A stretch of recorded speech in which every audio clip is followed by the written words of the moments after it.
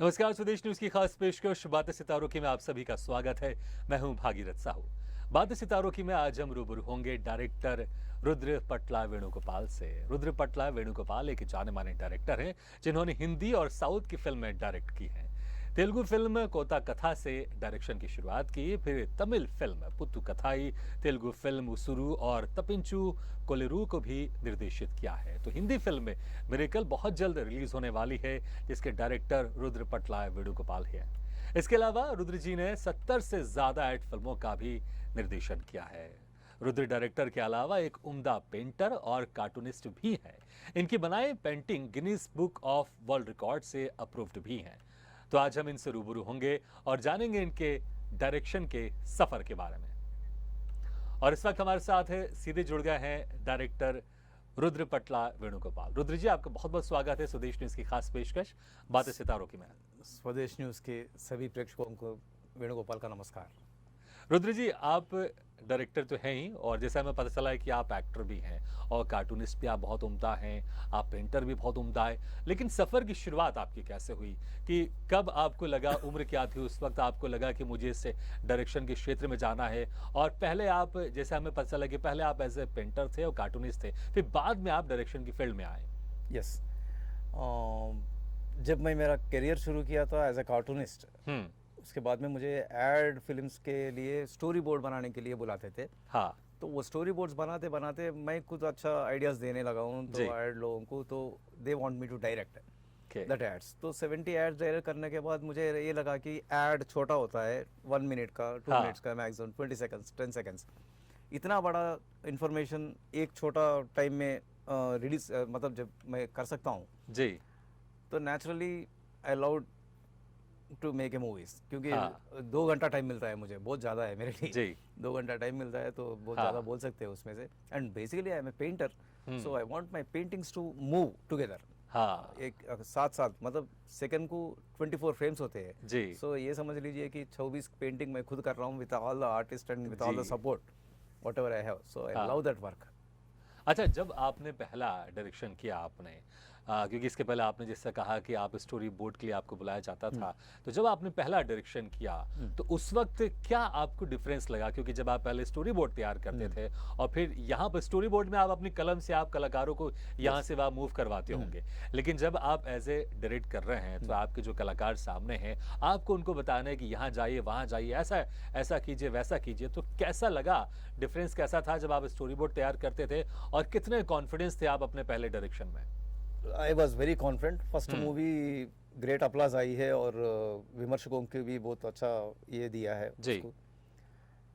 Direction में ये होता है कि मेरा पेंटिंग में जो ब्रश कलर्स वगैरह यूज़ करता हूँ, कैनवास यूज़ करता हूँ, हाँ, तो वैसे ही यहाँ पर आर्टिस्ट और सेट प्रॉपर्टीज और डायलॉग्स और स्टोरी और जो भी है 24 डिपार्टमेंट्स, जी। ऑल द 24 डिपार्टमेंट्स मेरे लिए ब्रश और ये काम करते हैं। हाँ। So I will be making a painting, it is as simple as that. जी, लेकिन जब आप पेंटिंग करते होंगे, स्टोरी बोर्ड तैयार करते होंगे, तो जैसा आप चाहते होंगे वैसा होता होगा, लेकिन अक्सर जो कलाकार होते हैं उनको थोड़ा सा मैनेज करना कभी कभी टैंट्रम भी होता है, और आप जो बता रहे हैं वो उसको कितना समझ रहा है और किस तरह से कितना उसको परफॉर्म कर रहा है, ये तो ज़रूर आपको थोड़ा मुश्किल लगा होगा आपको। ज़रूर। एक्चुअली जो भी हमारा माइंड में है, जो भी मैं देख रहा हूँ पिक्चर, पहले मतलब पिक्चर बनाने से पहले मैं जो देखता हूँ उसको उन लोगों को समझा के और उन लोगों के सहयोग से ये बनाना पड़ता है जी। So naturally in every department I should have some technical knowledge, इधर वो कैमरा हो या आर्टिस्ट हो, क्या या डबिंग हो या पोस्ट प्रोडक्शन हो, सभी जगह हमको थोड़ा बहुत एक्सपीरियंस की जरूरत है। वो एक्सपीरियंस मुझे ऐड से मिल गया है। So then I started directing. तो पहला आपने विज्ञापन फिल्म की थी, ऐड फिल्म की थी आपने, ऐसा डायरेक्शन क्या था वो? कौन से ब्रांड का था, किस तरह से था, और क्या कुछ एक्सपीरियंस रहा पहले समय का? विज्ञापन में ऐसा होता है कि कहीं हमारा नाम नहीं होता है, सिर्फ एजेंसी का नाम होता है, जो एजेंसी बता रहे। मैं O&M के लिए किया हूँ जी, और बड़े से बड़ा 70 से ज़्यादा आपने 70 से ज़्यादा किया। तो उसमें फेविकॉल के थोड़े ब्रांड्स भी थे, ऐसा अन्नपूर्णा सॉल्ट थे, चैलेंज सॉल्ट थे जी, ऐसा बहुत सारे किया हूँ एड्स में। तो जैसा कि फिर उसके बाद फिर आपको कब लगा कि मुझे फिल्में बनाना शुरू करना चाहिए? क्योंकि जैसे आपने पहले कहा कि जो फिल्में होती है, विज्ञापन फिल्में, वो कुछ मिनट के लिए रहती हैं, और उसमें आपको हालांकि पूरी कहानी बतानी है, आपको लोगों को आपको कन्विंस करना है कि ये प्रोडक्ट आप लेके जाए, बड़ा चैलेंज होता है वो भी। लेकिन फिर उसके बाद कब आपको लगा कि अब मुझे पूरी फीचर फिल्म बनानी है 2 घंटे से ज़्यादा की? हाँ, इसके लिए एक छोटा सा फ्लैशबैक है हाँ जहाँ पर मैं डिसाइड हो गया कि मैं दर्शक बनूंगा, निर्देशक बनूंगा। जी एक बार मैंने मेरा बचपन में maybe I must be around 14-15 years, जी तब जाके हमारा हैदराबाद में एक शूटिंग हो रहा था। मुझे वो that was first time I saw a shooting. एक बहुत बड़ा डायरेक्टर था वहाँ पर। मैंने ऊपर चल के पहाड़ के ऊपर हो रहा था शूटिंग, तो वहाँ पर देखा कमला हसन जी है और शरद बाबू जी है और एक खाकी ड्रेस वाला एक आदमी बैठा हुआ है जी कैमरा वाले, मेकअप वाले, सभी यूनिट और आर्टिस्ट। कमला हसन जैसा उतना बड़ा आर्टिस्ट भी वो साहब जैसे बोल रहे वैसे कर रहे थे जी वट एवर ही डज, हाँ। मतलब वो करके दिखा रहे थे और इन लोग ऐसे ही कर रहे थे। हाँ सो ये इतना टीम को कंट्रोल करने वाला, इतना क्रिएटिव काम करने वाला कौन जी। होता है, वो चेयर में बैठना है मुझे हाँ। कभी भी जिंदगी में। वहाँ पर डिसाइड हो गया। वो साहब के विश्वनाथ जी है, the top director of India. जी विश्वनाथ जी को देखा हूँ मैं, तो बस वही जगह बैठना था मुझे। हाँ वो डिसाइड कर लिया था पहले से। जी तो उसके बाद में एड्स और जो भी किया हूँ मैं, ये पूरा उसके लिए एक्सरसाइज है। एक्सरसाइज था, जर्नी थी Exercise कि है। मुझे उस जगह जाना है बस। जहाँ पर सब लोग जो मैं उनको बोलूँ वो करें। हाँ। और आपने 14 साल की उम्र में डिसाइड कर लिया Yes, था। exactly. तो फिर वो दिन कब आया, वो साल कौन सा था, कितने साल के बाद वो मौका मिला आपको उस इतने जब साल- आपने फिल्म yeah. आपने डायरेक्ट की, जो Yes. तेलुगु फिल्म थी पहली आपकी, कोता कथा, आपने उसको डायरेक्ट किया। At the age of 30, at the age of 30 I almost did कोता कथा। 15-16 साल के बाद वो 15 मौका साल, मिला आपको। yes. उसके पहले आप उसकी एक जर्नी आप तैयार कर रहे थे, उसके लिए Yes, आप एक्सरसाइज कर रहे थे, मेहनत कर रहे थे। तो पहली फिल्म जब आप डायरेक्ट कर रहे थे, हाँ। कोता कथा, कैसा एक्सपीरियंस था? जो आपने सोचा था कि मैं जब डायरेक्टर बनूंगा तो जिसको मैं बोलूंगा ऐसा करो वैसा करो वैसा वैसा करेंगे, क्या वो वैसा रियल में हो रहा था? रियल में हो रहा था। हाँ actually I had a wonderful artist in my first film. हाँ बहुत अच्छा सीनियर्स उसमें एक्ट किए थे, जैसे कि नाजर साहब है, बाहुबली के नाजर साहब, हाँ और रंभा सीनियर मोस्ट हीरोइन थी। जी ऐसे बड़े लोग थे। तो उन लोगों से क्या हुआ, मुझे थोड़ा इजी हो गया है हाँ। बड़े लोग रहने से। मतलब वो लोग समझ गए कि मैं क्या चाहता हूँ, कैसे जी। चाहता हूँ। So they also help me a lot. Venu ji ऐसा करेंगे, वेणु जी ऐसा करेंगे, हम ऐसा करके दिखाए क्या, पहले दिखाते थे। वेरी हम्बल एंड ग्रेट जी। Artist we had. सो उन लोगों के साथ काम करके मुझे वो तजुर्बा भी ऐड हो गया मुझे। जी। उसके बाद में मैं खुद आर्टिस्ट लोगों को, मैं खुद मेरा और एक स्पेशलिटी है कि हर एक फिल्म में, मेरा हर फिल्म में हाँ। नया लोगों को इंट्रोड्यूस करते जाता हूँ। क्या बात, ऑल द फिल्म्स बहुत बढ़िया। नया आर्टिस्ट को इंट्रोड्यूस करते जी। जाता हूँ। और मैं उनको सिखाते सिखाते मैं भी एक्टर भी बन गया बीच में। अच्छा, 15 से 16 साल के बाद ये आपका सपना पूरा हुआ था डायरेक्टर बनने का। हाँ। कैसे मौका मिला ये भी जानना चाहूंगा मैं। मौका ऐसा मिला कि मिस्टर YSN रेड्डी साहब बोल के एक प्रोड्यूसर है। हाँ actually he is not a producer, he is a big time real estate man. So मैंने जाके उसको कहानी सुनाया कि मैं ऐसा एक फिल्म बनाना चाहता हूँ। अब मेरा कहानी सुनिए, अगर आप पसंद आए तो मुझे फाइनेंस कर दीजिए फिल्म के लिए। जी तो मैंने उन्होंने कहानी सुना तो उसको बहुत अच्छा लगा साहब को। हाँ तो he said okay, no finance no problem, अब कितना बजट में बनाओगे। हाँ सो मेरा एक स्पेशलिटी है कि आज के डेट में भी मैं जो बजट बोलता हूँ, जितना शेड्यूल बोलता हूँ, जी 100% निभाता हूँ मैं उसको। क्या बात। कभी 1 रुपये ज़्यादा नहीं हुआ, 1 दिन ज़्यादा नहीं हुआ आज तक। और रिलीज डेट पहले बता देता हूँ। हाँ। आज अगर मैं फिल्म शूटिंग शुरू कर रहा हूँ, हाँ तो टेंटेटिवली मेरा ये वीक में रिलीज होगा, ये मंथ में बोल के पहले ही बोल देता हूँ। So I will keep up that. बिल्कुल। नहीं तो अक्सर हमने देखा है कि जो बजट रहता है वो बजट से कभी Shoot up डबल हो हो जाता जाता है, कभी उससे ज्यादा हो जाता है। Yes. तो प्रोड्यूसर भी परेशान होता है, कभी कभी बहुत सारी फिल्में इस कारण बन भी नहीं पाती। You can call me as a producers director. हाँ बिल्कुल। Producer can straight away depend on me. जी बस इतना बजट बोल दिया तो आराम से। हाँ अभी मेरा 3-4 फिल्म का प्रोड्यूसर्स तो कम से कम सेट पे भी नहीं आते थे। अच्छा। हाँ, वेणु बोल दिया तो वो तो ऐसा ही हो जाएगा बस। जी। ऐसा चलता अच्छा, तेलुगु फिल्म से आपने शुरुआत की, लेकिन तमिल फिल्म भी आपने की है, पुतु हाँ, कथा है पुतु आपने। कथा ही। जी एक्चुअली तेलुगु में हिट हुआ था हमारा फिल्म, कोता कथा हिट हुआ था। हाँ। तो वही सेम स्टोरी को तमिल में बनाया है। अच्छा, इसका नाम क्या था इसका, जो पुतु कथा ही- हिंदी में उसको इसका क्या मतलब होता है, कोता कथा न्यू का? स्टोरी। New story. हाँ। ओके। और तमिल में भी सेम नया ही नाम है, नई पुतु कथा ही? कहानी, नई कहानी। जी, तमिल में भी यही है, पुतु कथा ही। सेम मीनिंग है। हाँ। तमिल तो में क्या भी same क्या meaning। क्या कुछ डिफरेंस लगा जब आप तेलुगु में ये फिल्म बना रहे थे, उसके बाद आपने तमिल में बनाई आपने? कुछ थोड़ा इजी हो गया। सेम मतलब जो painting, actually I don't like to paint it. हाँ। एक बार एक पेंटिंग बना दिया तो दूसरा बार बनाना नहीं चाहता हूँ। हाँ फिर लेकिन डिमांड था वहाँ पर। जी। इसमें तमिल में बनाने के बिल्कुल। लिए। और हमने देखा है साउथ में बहुत सारी ऐसी फिल्में रहती हैं जो बहुत सारे डिफरेंट लैंग्वेज में, अगर आप साउथ से बाहर जाएं तो चाहे वो तेलुगु है, तमिल है, कन्नड़ है, सब उसको साउथ फिल्में बोलते हैं, लेकिन साउथ में बहुत सारी भाषाएं। तो हमने देखा है रजनीकांत की जो बहुत सारी फिल्में हैं, चंद्रमुखी आई थी, वही हमने दूसरी भाषा में हमने देखी है, हमने बहुत सारी फिल्में देखी है हमने। और जब आपने वही कहा कि जब आपकी जो पहली फिल्म हिट हुई तो फिर आपने उसको दूसरी भाषा में भी आपने बनाई। अच्छा, हिंदी फिल्में भी की है आपने। एक तो प्यार कर ले, और दूसरी आपकी बहुत जल्द आपकी एक फिल्म आने वाली है मिरेकल। तो फिर हिंदी फिल्म में कैसे जाना हुआ? हैदराबाद में एक ऐसा ये चल रहा था कि हैदराबादी फिल्म्स बहुत अच्छा चलने लगी है हैदराबादी लैंग्वेज में, तो मैंने वो लैंग्वेज को लेके वहाँ का टॉप स्टार्स को लेके हिंदी में, प्योर हिंदी में बनाया जी। प्यार कर ले नाम है उस फिल्म का। और ये जो मिरेकल है दूसरी फिल्म जो आपकी अपकमिंग आने वाली है, मिरेकल में संदीप भारद्वाज है जो आरजीवी का ये वीरप्पन बनाया था। ये ज़्यादातर लोग कंफ्यूज हो जाते हैं, मैं आरवीजी बुलाया जाता हूँ एक्चुअली मार्केट में। जो भी लोग मुझे जानते हैं मुझे आरवीजी बुलाता है। और आरजीवी साहब से पहले ही मेरा बैनर रजिस्टर हुआ है। अच्छा, आरवीजी। सो थोड़ा बहुत कंफ्यूजन है, वो कंफ्यूजन छोड़ के मैं आरजीवी साहब जो बनाया था वीरप्पन जी, उसका ही सीक्वल बना रहा हूँ मैं। वीरप्पन 2 समझिए आप, उसका नाम मिरेकल रखा है जी। तो ये कब तक रिलीज हो जाएगी? और आपने कहा कि ये जो फिल्म है एक वीरप्पन की जर्नी के ऊपर है, उसको आप उसको मेंशन कर रहे हैं, तो फिर इसकी शूटिंग आपने जंगलों में की होगी? हाँ, जंगल में शूटिंग कंप्लीट हो गया मेरा। अभी जो कोर्ट सीन्स वगैरह है मैं उसके लिए एक बड़ा आर्टिस्ट के लिए ट्राई कर रहा हूँ। वो बड़ा आर्टिस्ट आ गए तो वो कंप्लीट होगी, नेक्स्ट ईयर में रिलीज होगा वो। तो क्या कुछ खास एक्सपीरियंस रहा? क्योंकि जंगल में जब शूट करते हैं तो बहुत सारी समस्याएं भी आती हैं, और खासकर जब एक डायरेक्टर होते हैं तो पूरी जिम्मेदारी रहती है कि शूटिंग जल्द से जल्द शुरू हो जाए, टाइम से शुरू हो जाए। और फिर बहुत सारी चीजें भी रहती हैं, कभी हीरो हीरोइन की कुछ समस्या रहती है, कभी कभी आपस में कुछ झगड़े भी देखे बहुत सारे। जंगल में हमारा हीरो हीरोइन से या अपना लोगों से कोई प्रॉब्लम नहीं था। जंगल में एक ही एक प्रॉब्लम था कि वेदर इट्स वेरी क्या बोलते हैं अनप्रिडिक्टेबल। लाइटिंग चेंज हो जाता है, कभी सडनली बारिश आ जाती है, सडनली पूरा डार्क हो जाता है। तो ऐसे चीज़ों से थोड़ा मुश्किल होता है जंगल में, otherwise it was going well. तो जैसे आपने पहले जिक्र किया कि आप इस तरह से जाने जाते हैं कि जो आप शेड्यूल लेके चलते हैं वो शेड्यूल पूरा समय से पहले होता है या आप समय में ही करते हैं शेड्यूल?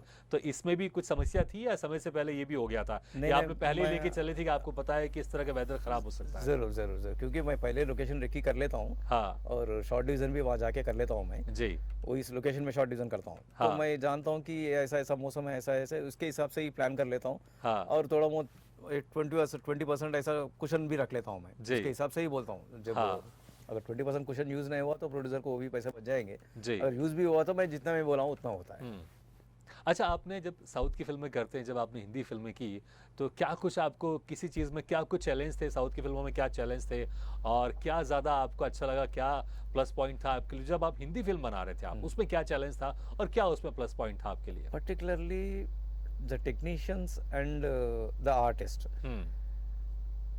जो साउथ में जब शूटिंग होता है तो 7 बजे फर्स्ट शॉट लगती है हमारे पास। अच्छा। Morning 7 o'clock we can start and evening 6 o'clock pack up, या नहीं तो और एक कॉल शीट रात 2 बजे तक जैसा जरूरत है, और पक्का टाइमिंग मेंटेन होता है वहाँ पर। और बहुत सारे साउथ के टेक्नीशियंस, ये उन लोगों का आदत भी है और उन लोगों का उसूल भी है कि 6 बजे शूटिंग है तो 5 बजे सेट के ऊपर रहते हैं लोग। इवन आर्टिस्ट, बड़े से बड़े मोहन बाबू जैसे आर्टिस्ट, NT रामाराव जो थे, उन्होंने भी एक वक्त की पाबंदी है, पक्का 100% टाइमिंग मेंटेन करते हैं। तो उन लोगों से काम करने में मजा आता है, क्योंकि there will be an every day, every shooting day is an exciting day for me. बिल्कुल, it is new for me. Every day we will be learning something and we will be doing something. So ये सिलसिले में जब मैं Hindi picture की बात करता हूँ या बॉम्बे टेक्नीशियंस की बात करता हूँ, बॉम्बे आर्टिस्ट की बात करता हूँ, they have a different mindset and they have a different time। 7 का कॉल टाइम है कि 8 बजे आते हैं? 8 बजे भी नहीं आते, 12 बजे आते हैं। तो क्योंकि वो लोग नाइट ज़्यादा घूमते, उसको रेस्ट चाहिए, तो सुबह सुबह उनको आने में टाइम लग जाता है जी। तो जब आप हिंदी फिल्म बना रहे थे, कुछ ऐसा आपके साथ भी हो रहा था कि आप पहले से स्ट्रिक्ट थे और आपने क्लियर कर दिया था कि मुझे सारी चीजें टाइम टू टाइम? नहीं, मैं उन लोगों को तो मैं 7 बजे बोलता था, लेकिन मैं 2 बजे का शूटिंग लगता था। अच्छा। तो उन लोग आराम से 11 बजे आए, कोई 12 बजे आए, तो मुझे उनको बैठना पड़ेगा। सो उन लोगों को समझ में आ गया कि ऐसा ही करेगा।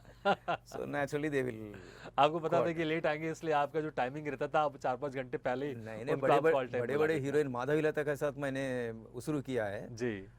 एक दिन उन्होंने 1 आवर लेट आई थी, तो मैंने उनसे शूटिंग नहीं किया उस दिन। अच्छा। शी हैज टू सिट, हाँ उनको छोड़ के बाकी पूरा शूटिंग कर रहा था जी। सो आके फिर सॉरी बोल के वो बोल के ये बोल के बोलने के बाद लंच के बाद उसको ज्वाइन कर लिया। So I am very strict in some things, बिल्कुल, मतलब मुझे जो चाहिए वो लेता हूँ और उनको जो चाहिए मैं देता हूँ। All the comforts and everything, when I am paying them, उसको पैसे भी दे रहा हूँ, ऑल द कंफर्ट्स दे रहा हूँ, सब कुछ दे रहा हूँ। उन्होंने जो पूछा है, वारंटी वैन चाहिए, वो चाहिए, ये चाहिए, सब कुछ दे रहा हूँ मैं। What ever is in agreement, I am just providing everything without fail. So naturally उनका काम जो है वो उतना ही सिंसियर करना चाहिए। अगर कोई 8 घंटे के लिए मैं बिल्कुल, और यही कारण है कि आप जो लेके चलते हैं अपना टाइम शेड्यूल, उस टाइम शेड्यूल में आप अपने काम को पूरा भी करते हैं, क्योंकि आप अपने काम को लेके इतना स्ट्रिक्ट हैं, सीरियस है। यही कारण है कि सारी चीजें आपकी ऑन टाइम आपकी हो जाती है, और कभी कभी समय से पहले भी होती है। अच्छा, आप स्क्रिप्ट राइटर और डायलॉग राइटर भी हैं। एक एनिमेटेड जो फिल्म है love Kush the warrior princess, उसका स्क्रीन प्ले लिखा था जी। तो कैसा होता है एनिमेटेड फिल्मों के लिए डायलॉग लिखना? इसके डायलॉग की बात नहीं है, एनिमेटेड फिल्म्स क्या होता है, स्क्रीन प्ले ही बेस होता है, और क्योंकि वहाँ पर डायरेक्शन करने के लिए कुछ रहता नहीं है वहाँ पर जी। जो भी है हम जो लिखते हैं short to short, bit to bit, सिर्फ एक आर्टिस्ट ही लिख सकता है। एनिमेशन का स्क्रिप्ट जो है एक पेंटर, एक आर्टिस्ट ही लिख सकता है, क्योंकि वो जानता है कि एंगल कहाँ से आती है, क्योंकि कैमरा का काम भी अपने को करना पड़ेगा, और क्या बोलते हैं आर्टिस्ट का काम भी हम करना पड़ेगा, सब कुछ हमको ही करना पड़ेगा जी। जो पेपर हम लिखते हैं वही जाके एनिमेशन डायरेक्टर्स उसको पेंटिंग करते हैं, उसको मूव करते हैं, उसको ग्राफिक्स में उसको ऑलमोस्ट डायरेक्टिंग ए मूवी जी, ऑलमोस्ट डायरेक्टिंग ए मूवी। बिल्कुल, एनिमेशन के लिए तो जरूरी है कि एक आर्टिस्ट होना चाहिए। बिल्कुल। अच्छा, पेंटिंग का हम जिक्र कर रहे थे, ऐसे कार्टून का जिक्र भी कर रहे थे हम, कार्टूनिस्ट है आप, बहुत अच्छे आप। Guinness Book of world record की तरफ से जो आपके पेंटिंग है वो अप्रूव्ड है। एक क्योंकि एक जो पेंटिंग है आपकी वो तकरीबन आपने उसमें बहुत लंबी आपने पेंटिंग बनाई, जो कि 2.5 किलोमीटर लंबी है, और उसकी जो हाइट है उसकी हाइट कम से कम 58 फीट हाइट है। ये तो आखिर किस तरह की पेंटिंग्स थी और कितना समय लगा आपको ये बनाने में? ये बनाने में मुझे तकरीबन 1 ईयर लगा है। 1 year of painting, and it has been approved by Guinness Book of World Records कि उतना बड़ा साइज का और उतना लंबा पेंटिंग अभी तक दुनिया में कोई बनाया नहीं है। ये एक्चुअली एक अकेशन के लिए बनाया था 2002 में। पुष्कर जिसको बोलते हैं, या जैसा यहाँ पर कुंभ मेला होता है, ऐसा गोदावरी के नदी के लिए पुष्कर आए थे जी। सो 2002 में जब पुष्कर आए थे तो राजमंड्री बोल के एक जगह है, बहुत फेमस है आंध्रा में। राजमंड्री में एक रोड एंड रेल ब्रिज है जिसका हाइट 58 फीट हाइट है और 2.5 किलोमीटर स्ट्रेच है। वो ब्रिज को फ्रेम बना के मैं उसके ऊपर पेंटिंग्स लगाया था जी। सो उतना बड़ा पेंटिंग वो ब्रिज पे लगना था। अनफॉर्चुनेटली क्या है, तब का गवर्नमेंट ने थोड़ा डिसीजन लेने में लेट कर दिया उसको लगाने में, क्योंकि बहुत सारे टेक्निकल इश्यूज थे, क्योंकि रेगुलर ट्रैफिक रहता है रेल का उसके ब्रिज के ऊपर, हर 3 मिनट में एक रेल चलती है ऑलमोस्ट। सो वहाँ पर लगाने से कुछ गड़बड़ हो जाएगा, कुछ हादसा हो जाएगा बोल के डरे थे, इसलिए मैं लगा नहीं पाया। लगाया तो ऑलरेडी गिनीज में रिकॉर्ड हो जाता था। तो it has been approved with all the Guinness this thing, but it could not be framed.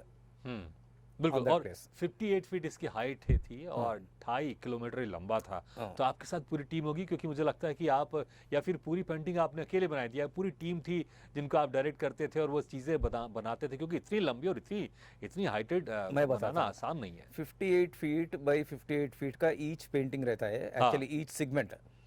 एक सेगमेंट में वो उसको मैं 1 घंटे में बना के वहाँ का कलेक्टर्स और वहाँ के आरडीओस, वहाँ के बड़े बड़े पुलिस रजिस्ट्रार्स, उन सब लोगों के सामने मैंने एक बनाया था 55 मिनट्स में, single hand with this size of brush, it's just free hand. तो उसको बना के दिखाया था मैंने। सो वो भी रिकॉर्ड हुआ था।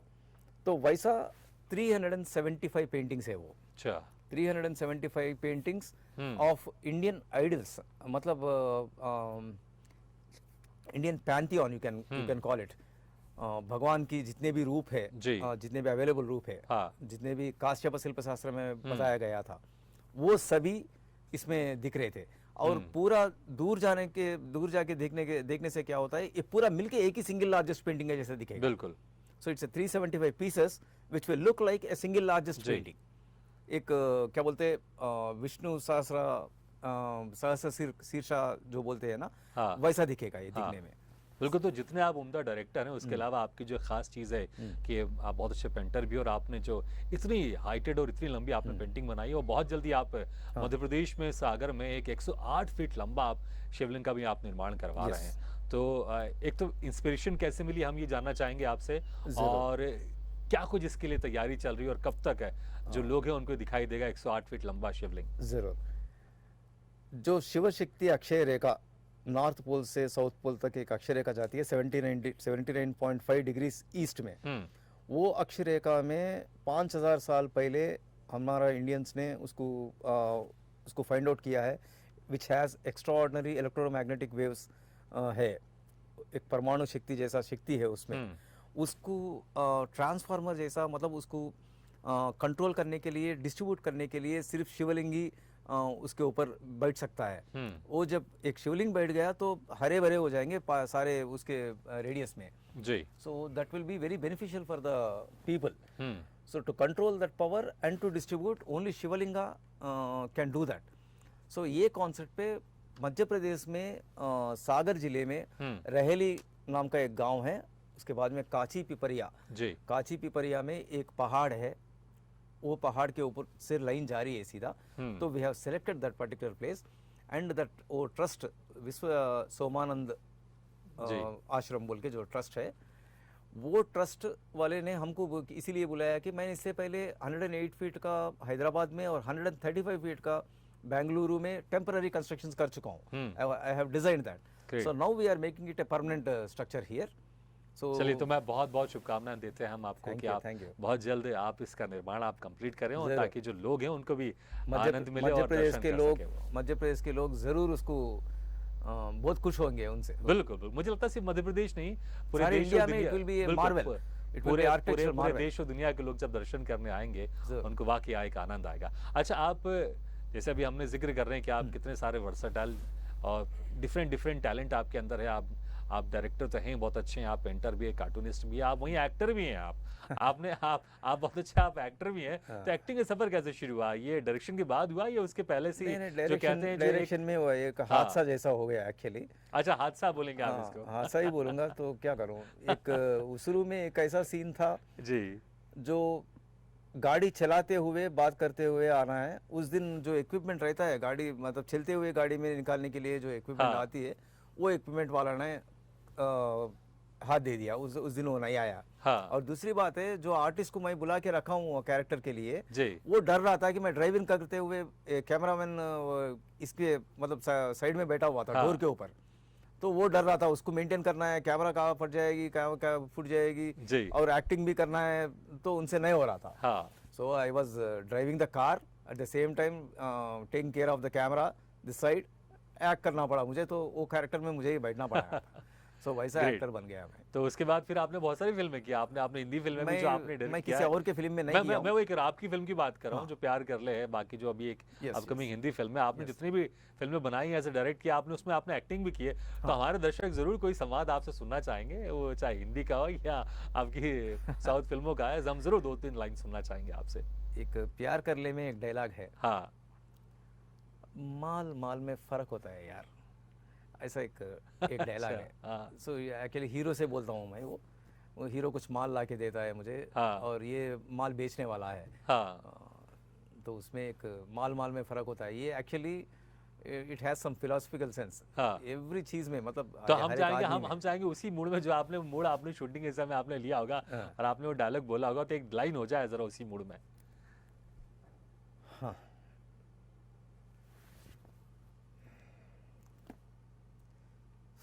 भाषा, माल में फर्क होता है यार, सब माल एक जैसे नहीं होते। बहुत खूब। अच्छा, ये बताइए आपको ज्यादा अच्छा क्या लगता है, डायरेक्शन या एक्टिंग? डायरेक्शन। अच्छा, इसलिए आपने एक्टिंग को आपने हादसा बोला कि आप एक हादसे के साथ ही आया। लेकिन एंजॉय तो करते होंगे जब आप एक्टिंग करते होंगे? तो थोड़ा मुश्किल भी होता है, क्योंकि मुझे ही बैठ के वहाँ पर डायरेक्शन भी करना है और एक्टिंग भी करना है। जी जी। तो एक बार एक शॉट लेके मैं आके, मेरा ऊपर मुझे ही जजमेंट लेना है जी, जजमेंट लेके फिर जाके एक्ट। बिल्कुल, वाकई तो बड़ा डिफिकल्ट होता होगा, लेकिन आप इन चीजों को बखूबी आप। मैं ज्यादा सीन्स नहीं करता हूँ, मैं एक चूजन मतलब एक ये कैरेक्टर मुझे ही करना जी। चाहिए ऐसा कुछ लगे तो तब जाके कर। चलिए रुद्र जी, समय कम है, नहीं तो हम आपसे और चर्चा करते हैं और बहुत सारी चीजें जिस पर हम बात करना चाहते थे, लेकिन समय कम है। लेकिन बहुत अच्छा लगा आपने समय निकाल कर हमारे इस कार्यक्रम में शिरकत किया। बहुत बहुत शुक्रिया आपका हमारे साथ इस कार्यक्रम में जुड़ने के लिए। स्वदेश प्रेक्षकों को मेरा नमस्कार। Thank you very much. Thank you very much once again. तो बातें सितारों की में आज हम रूबरू हुए director, actor, cartoonist, painter Rudra Patla Venugopal से। अगले बार हम फिर किसी शख्सियत से मुलाकात करेंगे, तब तक लीजिए इजाजत। लेकिन खबरों का सिलसिला लगातार जारी है। आप देखते रहिए स्वदेश न्यूज, सबसे पहले देश।